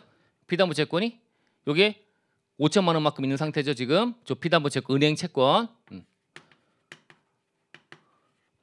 이거는 자료에 없고요. 얘도 자료에 없습니다. 단순하게 요거만 물어봤죠. 그럼 피담보 채권 여기에 이제 국세가 어떻게 들어갈 거냐라는 거 보면 돼. 근데 문제는 이제 이게 끼지 이제 종부세가. 그래서 요 소유자 변경 시에도 이제 갑은 이 자산에 붙는 세금인 종부세는 무조건 알기 때문에 무조건 당해세가 뭔지 아시죠 여러분들? 당해세. 얘는 당해세로 지위를 갖는데요. 당해세. 그래서 5천만 원만큼의 피담보 채권에 대해서 이제 세금이 이제 여기 들어가서 우선 변할 때 일단 원칙은 뭐라 그랬어요? 담보 채권 우선이야. 그래서 얘가 우선이야. 그럼 국세는 뒤로 밀려. 국세는 밀려. 이 지금 여기 소득세 못 내 가지고 지금 등등 하고 들어오는데 이 세금들은 뒤로 밀린다고 하는데 이때 당해세의 지위를 갖고 있는 이 종부세는 먼저 가져가는 거야. 일로 들어오는 거예요. 당해세. 그래서 종부세가 먼저다 이거죠. 종부세가 1,150만 원만큼이 먼저다라고 하는 거야. 여기 먼저다라고 돼 있습니다. 그 다음에 소득세가 들어오는데 이 소득세 어디로 들어갈까라고 하는 거예요. 원칙은 소득세는 뒤로 밀린다는 거예요. 당해세이기 때문에 얘는 먼저 가져가고요. 당해세라고 하는 건 매년 6월 1일 현재 성립하는 세금으로서 재산이 존재하면 매년 나오는 세금이니까 이 소유자가 변경돼도 은행아 너는 당해세는 알았지? 종부세 알았지? 그러니까 이거를 우선하지 못해. 당해세니까 먼저 가져가는 거 맞고요. 그 다음에 소득세가 이제 문제인데 소득세는 원칙에 따른다면 담보채권이 우선하기 때문에 야 소득세 봐라. 이 갑의 입장에서 A은행과 둘이 경합해갖고 A은행은 얘를 바라보고 살아갔는데 이쪽으로 바뀌어가지고 지금 하면 경합할 때 소득세는 뒤로 밀려. 담보채권 우선이야. 근데 보니까 직전 소유자 단계에서 A은행하고 경합할 때 이때 저당권 설정일보다 법정기일이 더 빠른 이런 체납액이 3,500만 원 있었잖아. 요 금액 범위 내에서는 1월 25일 얘는 4월 4일. 그러면 얘는 우선권 줄 수밖에 없어요. 그래서 금액이 3,500이죠. 그러니까 여기 소득세가 3,500. 요게 여기 들어가는 거야. 그리고 나머지 소득세 얼마예요? 500만 원이죠. 500만 원 뒤로 밀리는 거야. 이 금액 범위 내에서만 먼저 준다고 돼 있어요. 요거야 내용이. 근데 마지막 조건 하나가 더 있어요. 마지막 조건이 어쨌든 얘가 지금 못 내 가지고 강제징수 들어가서 할 때 얘하고 담보채권 얘가 둘이 경합하는 거니까 얘가 요 체납액이 요 금액 범위 내에서 우선권 준다고 하더라도 적어도 이 소득세 요 법정 기일이 이 저당권 설정일보다는 빨라야지. 요게 마지막 조건이 또 들어가 있는 거야. 알 게 많다 그죠? 그래서 이렇게 돼 있는 그런 내용입니다. 어렵지만 한번 해봤어요. 그래서 그러면 얘 먼저 주니까 매각 대금인 8천만 원 중에 1,150만 원 종부세 주고 소득세 3,500 주니까 그러면 4,650인가요? 4,650만 원 주고 나머지 담보 채권이 가져가니까 그러면 3,350만 원 답이다가 나오게 되는 거야. 하셨죠? 이렇게 돼 있다. 그래서 상당히 좀 어려운 문제였습니다. 알아야 될 내용이 많고요. 종부세까지 당해세 요것도 알아야 되는 내용이었고 그래서 이렇게 좀 보시면 됐고요. 국기는 이렇게 해서 보다 보니까 마지막 문제가 너무 센 문제가 들어가 있네요. 그렇죠? 이렇게 해서 좀 보시면 됐고 그다음에 이제 우리가 나머지 뭐 상증세하고 지방세 잠깐 보실게요.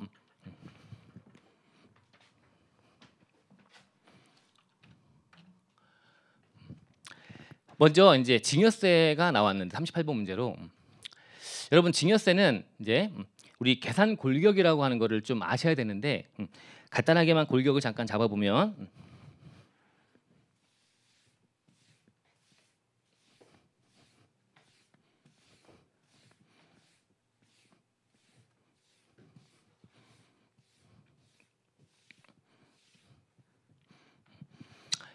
증여세는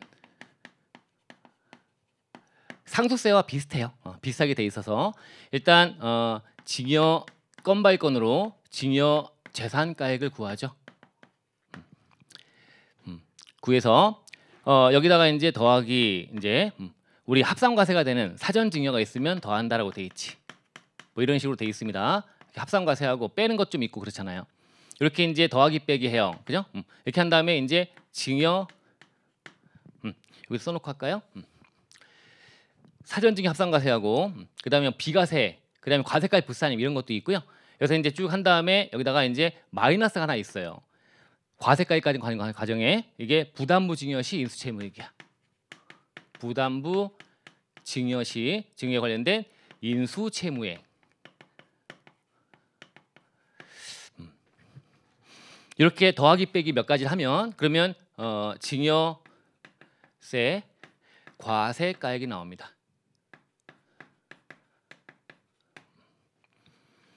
이렇게 해서 이제 구하는 거지. 이렇게 해서 이게 나오게 되고요. 여기서 과표까지 가는 과정은 지금 과표를 물어보고 있으니까 과표까지 가는 과정은 마이너스 하는 게 증여공제를 뺍니다. 증여공제. 그 다음에 또 빼는 것이 감정평가 수수료공제를 빼요.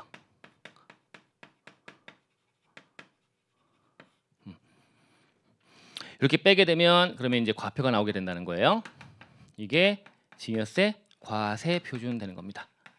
그래서 여기까지 가보라는 문제인데 이 안에 이제 이런 내용 구조를 안다면 기본적으로 되는데 여기 증여공제 안에 여기 두 가지 또 구분되거든요.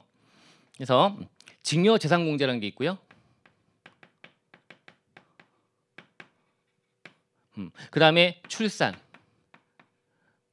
또는 혼인 출산 뭐 어떻게 돼요? 혼인이나 출산했을 때 요 증여재산공제라는 게 또 최근에 들어와서 요게 요 문제의 포인트가 되는 거 아니었습니까? 여기서 이제 내용 들어가면 지금 상황이 뭐 결혼했다 이 나오네요. 결혼했다, 혼인 나오고요. 결혼. 그 다음에 또 출산했다. 요 공제받을 내용을 먼저 이제 서두에 냈고요. 그리고 이제 아버지 을로부터 시가 5억 원짜리 아파트 X를 증여받았답니다. 그리고 또 여기다가 넣은 것도 담보로 한 은행 차입금이 또 2억만큼 있대요. 여기서 지금 집어넣어 보면 요거는 공제 사항이고요. 그럼 아버지로부터 시가 5억짜리를 아파트를 증여받았으니까 우리 시가라고 했으니까 요 금액 평가 금액으로 넣으면 돼요. 그럼 여기 이제 증여 재산가액이 얼마야? 요 재산가액이 5억을 증여받은 거예요. 5억이 증여재산가액. 그럼 증여받았는데 아버지한테 지금 뭘 또 떠안았어? 은행 차입금 2억만큼을 인수했대요. 그럼 아버지로부터 한 거니까 직계 좀비 속간이에요. 그러면 이때 이게 채무를 떠안게 되면 이게 부담부 증여라고 하는 거잖아. 부담부 증여. 근데 원래 이 부모 자식 간, 직계 좀비 속간이나 배우자 간이나 이런 것들은 단순 증여로 추정하게 돼 있습니다. 그래서 이 채무를 진짜 떠안니? 입증을 해야 돼. 여기 입증된다고 해놨어요. 입증. 그러면 이제 이 채무는 빠지는 거야. 이게 여기 빠지는 뭐죠? 부담부 증여시 인수채무액이라고 하는 거야. 그러면 우리가 늘상 그냥 보면 아버지한테 5억짜리 받는데 채무 2억 떠안으면 그럼 3억입니다라고 하는 거잖아요. 그게 여기서 계산 구조 이렇게 돼 있다는 거야. 그래서 5억만큼을 증여재산가액으로 하고요. 여기서 채무가 2억이 빠집니다. 이제 단순 증여로 추정하는 게 맞지만 얘가 입증했대요. 채무를 내가 떠안았습니다. 입증했다면 객관적으로 이거 빼면 되는 거죠. 이제 빼면 얼마가 나오는 거야? 이제 빼면 요 증여재산가액 요게 3억이 나왔네요. 이렇게 검토해서 3억이 된 상태에서 증여재산공제는 이거 어떻게 되죠? 이게 이제 그룹별로 4그룹 나눠가지고요. 배우자가는 6억 공제되고 물론 10년 내에 이런 거 있잖아요. 부모 자식가는 5천만 원씩 되고 미성년자가 이제 하면 2천만 원 공제가 한도 이런 식으로 되는 게 증여공제. 요게 이제 부모 자식간이고 미성년자 아니야. 나이가 32세라고 했어요. 그래서 요거는 얼마 공제? 증여공제는 그리고 과거 10년 내 증여받은 건 없다고 마지막에 해놨지 않습니까? 10년 내 공제가 되는 거니까. 그래서 이 재산공제가 5천만 원 됩니다. 직계 존속 그룹으로부터 받은 거 5천만 원 되는 거고요. 혼인 그다음에 출산 증여재산 공제라고 하는 거. 증여재산 공제라고 하는 거. 요거는 이제 최근에 들어온 거고요. 혼인하게 되면 혼인일로부터 2년 내 증여받으면 혼인일부터 2년 내 또 이전 2년 내 이 도합 4년이죠. 혼인 전후 2년 내 증여받으면 이게 1억까지 공제가 되고요. 출산일로부터 2년 내 증여받으면 2억 공제가 되고 1억 공제가 되고 막 그래요. 그러면 얘 각각 1억씩 공제가 되는데 이게 중복되면 하나만 이제 1억까지 한도예요. 통합한도가 그거예요. 지금 여기 증여를 받았지 않습니까? 그죠? 받은 거에 대해서 지금 지금 여기 결혼한 게 24년 1월 5일이에요. 그럼 증여받은 게 지금 25년 7월 2일이니까 2년 내야. 그다음에 아이 낳고 25년도 2월 7일 27일 날 아이 낳고 이게 혼인 출산하고 나서 2년 내야. 그래서 여기 2년 내기 때문에 공제가 되는데 요게 통합한도가 1억에 걸리기 때문에 요게 얼마다? 요게 1억이다 이거죠. 뭐 복잡하게는 안 냈어요. 내용 안에 보면 반환 특례니 뭐니 다양하게 있는데 그런 내용은 안 물어봤고 그냥 한도 1억, 통합한도 1억을 아느냐라고 하는 거를 물어본 것 같아요. 그럼 1억과 5천만 원이니까 이 공제가 1억 5천만 원 공제가 돼요. 그럼 도합 이게 마이너스가 되는 거지 공제니까 공제하죠. 그러면 이제 1억 5천 빼니까 1억 5천 남네. 근데 간평 수수료 공제가 또 있네. 그래서 이 증여받은 자산을 평가하고 하는 과정에서 수수료가 나갔답니다. 간평 수수료 공제 요거 500만 원 한도예요. 그것도 아느냐 물어봤네. 600 딱 넘어갔네요. 그러니까 500 한도다. 그래서 요거 수수료 공제가 500만 원 한도. 이렇게 해서 빼시면 되는 거지. 그럼 1억 5천 5백만 원 빠지네. 그러니까 3억에서 1억 5천 5백만 원을 빼니까 1억 4천 5백만 원이 답이다가 나오게 되는 거죠. 답은 2번이 되는 겁니다. 이렇게 문제가 됐고요. 38번. 그래서 우리가 상속세 쪽의 계산 구조나 이런 것들 위주로 여러분 생각을 많이 하는데 근데 증여세 계산 구조를 골격을 또 아느냐에다가 이 공제사항 이 안에 한도도 아느냐 뭐 다양하게 뭐 좋은 문제라고 할 수 있죠. 문제긴 하지만 여러분들 대비는 좀 많이 못하는 상속세 위주로 대비를 하니까 그래서 좀 어렵지 않았나 싶은 생각이 들어요. 39번 문제는 상속세 관련된 전반적인 얘기입니다. 간단하니까 한번 볼게요. 옳지 않은 것은 찾으래요. X. 1번 상속 개시일 전 1년 이내에 피상속인이 부담한 채무를 합한 금액이 2억 원 이상인 경우로서 용도가 입증되지 않으면 이를 상속받은 걸로 추정한다. 이게 뭐야? 한마디로 상속 추정이죠. 그죠? 그래서 재산 종류별로라고 되어 있는데 현금, 예금, 유가증권, 뭐 부동산 뭐 등등 나눠서 네 가지 그룹 채무까지 합쳐서 각각 1년 내 2억, 2년 내 5억이 넘어가면 다 현금화 시켜가지고 채무를 또 이어서 자산을 팔거나 채무를 부담하거나 이래서 상속세를 회피하는 걸 막기 위해서 상속 추정 규정을 만들어놨고요. 그래서 이거 어디로 돈이 갔니? 입증하래요. 입증 못하면 추정한다고 돼 있습니다. 이 내용이니까 뭐 이거는 뭐 어렵지 않게 기본 내용 아시는 분들은 맞췄겠죠. 1년 내 2억입니다. 2년 내 5억이고요. 종류별로요. 2번 상속재산 중 상속인이 공익신탁을 통하여 공익법인 등에 출연했대요. 이 과세가액 불산입 관련된 거야. 이건 좀 구석진 내용이라고 볼 수 있어요. 어쨌든 과세가액 산입하지 않는다. 불산입한다. 그래서 이 신고기한 내 하는 거야. 신고기한 내. 상속인이 공익신탁에다가 신탁을 통하여 공익법인 등에 출연한다. 이게 이제 간접 출연이라고 하는 거고요. 직접 출연하거나 직접하거나 간접하거나 언제? 신고기한 내, 신고기한까지. 뭐 부득이한 사유가 있으면 6개월 또 연장해주긴 하는데 어쨌든 기본적으로 신고기한까지 이행했다면 이때는 산입하지 않는다. 맞습니다. 물론 이렇게 했다가 사후 관리가 좀 있습니다. 이게 공익신탁을 통해서 잘 공익법인 등에서 운용이 되는지를 보긴 봐요. 사후 관리가 있긴 하지만 일단 과세가액 불산입 된다. 3번 상속 개시일 전 10년 이내에 피상속인이 상속인에게 증여한 재산가액은 이거 뭐야? 사전 증여. 우리가 상속세, 증여세 둘 다 이게 누진세일 구조다 보니까 이게 분산하려고 싶은 분산. 상속 일어나기 전에 뭐죠? 사전 증여로 분산. 증여를 할 때도 여러 번 쪼개서 분산. 이렇게 하게 되면 누진부담 회피할 수 있으니까 이걸 막지하고 10년 내 거 합산과세하고 그러지 않습니까?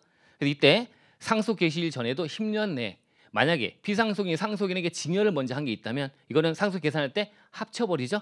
합산과세하는데 이때 평가에 중요한 게 뭐야? 시가로 평가하는. 언제 시가? 증여할 날 현재 시가예요. 상속 개시 당시 가액으로 다시 하지 않고요. 증여일 현재 시가로 평가합니다. 그래서 이것도 강조가 좀 되는 부분이죠. 실무적으로도 그 전에 증여한 날 현재 시가로 하게 되니까 세부담이 좀 낮아지는 효과가 좀 있대요. 그래서 많이 활용하는 부분이고요. 사전 증여라고 하는 거를. 물론 사전 증여가 10년 내에 있어 버리면 합산과세가 되니까 효과는 많이 합쳐버리니까 어차피 무의미하게 된다고 하지만 평가에 있어서는 좀 장점이 좀 있다라고 얘기합니다. 실무적인 얘기고요. 어쨌든 맞습니다. 4번 상속 개시일 현재 상속재산 가액 중에 이거 금융재산 상속공제네요. 그죠? 순 금융재산 가액이 2천만 원을 초과하는 경우에 우리 이거 어떻게 공제해요? 순 금융재산 가액이 2천만 원까지는 100만 원이면 100만 원, 200원 200, 1000이면 1000 해서 2천만 원까지는 그대로 공제해주고 2천만 원을 넘어가는 순간 이제 원래 20% 하고 싶은 거야. 근데 이게 2천만 원 넘어가면 2,500이면 곱하기 20% 하면 500만 원밖에 안 되는데 2천만 원까지는 쭉 다 해주는데 그런 문제가 있다 보니까 그죠? 그래서 2천만 원 넘어가게 되면 이때는 20%와 2천만 원 중 큰 금액으로 합니다. 그리고 공제 한도는 공제액이 2억을 초과하면 2억 원을 한다고 되어 있습니다. 그럼 10억까지죠. 20%가 20% 곱하는 거니까. 순 금융자산가액이 10억까지 전체 공제 한도는 2억이다라고 보시면 됩니다. 그래서 10억이 넘어가서 곱하기 20%가 2억 되면 그 뒤부터 쭉 2억이 되는 거죠. 뭐 그림으로 좀 이해해 보시면 그런 거죠. 그래서 그런 내용이니까 그 내용 구조를 아느냐? 2천만 원까지는 쭉 그냥 그대로 그 금액을 해주는 거고요. 2천 넘어가면 그때부터는 20%와 2천만 원 중에 작은 금액, 큰 금액 해주는 거고 이렇게 돼 있고 그런 계산 구조를 물어보는 내용이네요. 그렇구나. 4번도 기본적인 내용이고요. 5번은 상속재산 가액에서 차감하는 장례 비용은 다 지금 맞는 내용들이었고요. 5번이 답인데요. 이 장례 비용 그래서 이 기본적으로 상속세나 이렇게 공부를 좀 하신 분들이라면 기본적으로 장례 비용 과세가액 공제액에 들어가는 장례 비용은 사망 장례일까지의 장례 비용에 직접 소요되는 금액과 뭐 봉안 시설 또는 자연장지 이런 거 아니죠, 그죠? 이건 아니고 기본적으로는 이제 입증을 아무리 못해도 500만 원까지 일반 장례비를 해줍니다. 근데 1000만 원까지 범위 내죠. 500부터 1000 사이 해주고요. 그 다음에 봉안 시설이나 자연장지, 수목장이나 납골당 같은 거 하면 그러면 추가적으로 500만 원 입증하면 500만 원까지 좀 해줍니다. 그래서 얘가 아무리 입증을 못해도요, 최하 일반 장례비 500만 원만큼은 공제가 되는 거야. 500부터 1000 사이 일반 장례비 입증 못해도 500은 해준다 최하. 그럼 넘어가서 이제 1000만 원까지 입증하게 되면 1000만 원까지 되는 거고, 그 다음에 이런 납골당이나 보안시설 이런 것들, 자연장지 이런 것들은 추가로 500만 원 한도 내에서 입증하면 빼줄게라고 되어 있습니다. 장례 비용으로. 그래서 아무런 거 입증을 못하더라도 얼마까지인데요? 500만 원까지는 무조건 일반 장례비가 되기 때문에 해서 인정되지 않는다라고 되어 있으니까 이거 틀린 지문이다라고 보시면 돼요. 그래서 얘는 좀 공부하신 분들은 좀 알 수 있는 내용이라서 뭐 내용 자체가 잡다한 내용들이고 이것도 시가로 평가한다 이런 것들 좀 어려워서 공부를 못한 분들이 하더라도 골격을 좀 공부하신 분들이라면 이 내용을 좀 맞추지 않았을까 싶은 생각이 들어요. 그래서 난이도는 그렇게 높지 않은 어떤 문제였다라고 보시면 될 것 같고요. 마지막 지방세야 뭐 그렇죠? 지방세는 여러분들이 공부를 많이 못하고 가는 부분이고 한 문제 나오니까요. 그래서 여기서는 이제 기본적으로 이 지방세 쪽에서 답은 여기 이제 3번이 답인데요. 우리 2010년도까지와 11년도 참 오래전이네요. 그 이전은 취득세가 있고 등록세가 있었어요.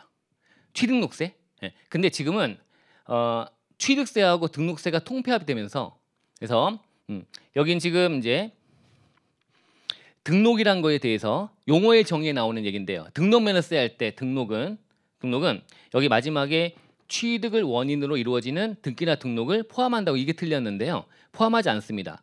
그래서 우리가 취득을 원인으로 한 등기나 등록은 다 뭘로 통합됐어? 취득세 통합이 됐어요. 지금 현재 취득세를 내는 거야. 취득세. 그래서 지금 구조가요. 과거에는 취득세가 있고요. 그 다음에 등록세가 있었습니다. 그리고 이제 면허세가 있었죠. 이렇게 있었는데 구조가 요거 이제 이거 없앤 거야. 이걸 없애면서 이제 요 안에서 이제 취득세로 통폐합된 게 이제 합쳐져 가지고요. 이제 취득을 원인으로 하는 것들, 요것들은 여기 합쳐져 가지고 취득세로 이제 통폐합됐고요. 여기 이제 면허세로 여기 이제 요거에 포함되지 않는 것은 일로 보내서 면허세 통합해서 등록면허세가 등장한 거야. 취득세, 등록면허세. 요 구조다 보니까 이 등록면허세라는 게 이제 합쳐서 여기 합쳐서 이게 등록면허세거든요. 이렇게 되다 보니까 여기 취득세를 내는 이쪽에 들어가는 거는 여기에 포함한다. 이게 틀린 질문 되는 거 아닙니까? 취득세로 들어가는 거니까 취득세로 통폐합돼 있다라고 보는 거야. 이건 좀 역사가 있긴 하지만 그래도 기본적인 내용 할 때 많이 듣는 내용이니까 요게 답인데요. 나머지는 어려웠죠. 어려워요. 정말 어려운 내용들이 들어가 있는데 요거는 좀 들어본 적 있다 싶어가지고 그렇지 이게 통폐합됐는데 이런 얘기를 안다면 좀 풀 수 있는 그런 문제긴 한데 그것도 뭐 제 기대치인데요. 좀 쉽지 않은 부분이었고 그래서 나머지 내용들은 기본 암기 사항들입니다. 취득세는 잔금 지급일을 확인할 수 있는 유상승계 취득의 경우는 취득 시기 언제냐 이게 성립시기인데요. 취득세 원칙적으로 사실상 잔금 지급일이에요. 사실상 잔금 지급일, 취득세는 잔금 지급일. 그리고 이게 만약에 없으면 확인이 안 되면 계약서상의 잔금 지급일, 계약상에 또 계약일이나 이런 것들이 명시가 안 돼 있으면 60일 경과한다 이렇게 돼 있고 막 그 규정이 돼 있어요. 유상 취득은 그렇게 돼 있고요. 상속의 경우는 이제 무상취득은 계약일이야. 계약일 원래 취득시가 계약일. 계약일인데 상속이나 유증 같은 경우에는 상속 유증 개시일로 돼 있어요. 상속 개시일. 이거 어떻게 알아? 쉽지 않은 내용이죠. 어려운 내용이었고. 그래서 이제 취득 시기는 되게 중요하긴 한데요. 이 취득세는 취득 시기를 정해놓고 이때부터 60일 내에 이제 신고 납부하도록 하고 있거든요. 그래서 취득 시기가 되게 중요한 거야. 이때 성립하고 60일 내 신고하면 그때 확정이 되는 거니까 상당히 이제 중요한 의미를 띠긴 하는 건데 그래도 이제 이런 시기를 물어봤다. 좀 쉽지 않죠. 2번은 이제 부담부 증여야. 부담부 증여. 이때는 취득세 과세 물건을 취득한 자는 취득일 속하는 달의 말일부터 3개월 내 신고 납부해라. 신고 납부 기한 얘기하는 건데요. 이 신고 납부가요. 원래 일반적인 취득은 아까 얘기했듯이 취득일로부터 60일 내 신고 납부하는 건데요. 이게 상속과 증여는요. 특히나 증여 쪽에 상속 외에 이제 무상 취득이라고 하는 거에 최근에 부담부 증여가 들어와서 여기 최근 개정이긴 합니다. 최근에 부담부 증여가 들어와서요. 얘가 상속세 여러분 언제까지 신고 납부해요? 상속 개시 속한 달의 말일부터 6개월 내 신고 납부하죠. 그다음에 증여세는요. 증여세는 3개월 내 하죠. 달의 말일부터 거기랑 맞춰놨습니다. 취득세가 같이. 그래서 이 부담부 증여도 역시 여기 보면 증여세랑 같잖아. 달의 말일부터 3개월 내 신고 납부한다고 되어 있습니다. 같이 맞춰놓은 규정이라 그래서 최근 개정사항이다 보니까 이것도 관심 있는 분들은 좀 알 수 있는 얘기인데 기대치가 높죠. 지방세는 쉽지 않아요. 이렇게 됐고 3번 말씀드렸고요. 그래서 이게 통폐합돼서 지금은 등록면허세는 이렇게 취득을 원인으로 하는 요놈들은 취득세도 가 있기 때문에 등록면허세 내지 않는다. 이게 답이고요. 4번은 좀 그래도 무난한 지문이긴 한데요. 취득세의 징수는 신고납부 방법으로 하고라고 되어 있네요. 우리 지방세도요. 국세처럼 신고납부하는 게 있고 아니면 날라오면 내면 되는 정부부가 제도 이게 보통징수라고 불러요. 그래서 취득세와 등록면허세는 신고납부 방식을 취하고 있고요. 재산세는 이게 보통징수야. 여러분 재산세는 날라오면 어머님 내시잖아요. 그죠? 재산세는 이런 거죠. 그래서 이제 취득세는 신고납부 방법으로 하고 재산세는 이제 보통징수 방법으로 한다. 이거 맞는 지문이고요. 그다음에 토지에 대한 재산세 매년 내는 재산세 납세무자는 이게 매년이니까 소유자가 변동될까봐 6월 1일 기준일 정해갖고 이때 기준으로 정확히는 밤 12시 이때 기준으로 그때 소유하고는 자다라고 하는 거야. 기본적으로 사실상 소유자. 그래서 이때 실질 어떤 과세 개념이라서 사실상 소유하고는 자다라고 돼 있어요. 근데 다만 과세 기준일 현재 소유권의 기속이 분명하지 않으면 이때 누군지 분명하지 않아. 그럼 누가 쓰고 있지? 그 사용하는 자다라고 돼 있어요. 규정이 그렇게 돼 있어요. 그래서 요거는 뭐 사실 뭐 우리가 이제 여력이 좀 없죠. 지방세까지 하기는 그랬던 내용인데 어쨌든 뭐 이렇게 강평을 한번 해봤습니다. 이게 우리가 그 국세 우선하고 내용들을 좀 하다 보니까 시간을 꽤나 많이 잡아먹었습니다. 어쨌든 이렇게 해서 국기 상증 지방세 쪽 강평을 제가 했고요. 이어서 이제 법소부 알맹이 내용이라고 할 수 있는 법소부에 대한 강평을 우리 김은채 설계사님이 진행하도록 하겠습니다. 그래서 어쨌든 뭐 이렇게 들어보신 내용 뭐 앞으로 여러분들 계속 화이팅해서 공부하실 거니까요. 이걸 자양분으로 좀 삼아서 좀 이제 하시고 그렇게 해서 앞으로 좋은 결과가 있으셨으면 좋겠습니다. 그래서 강평은 이어서 김은 선생님한테 넘기도록 하겠습니다. 예.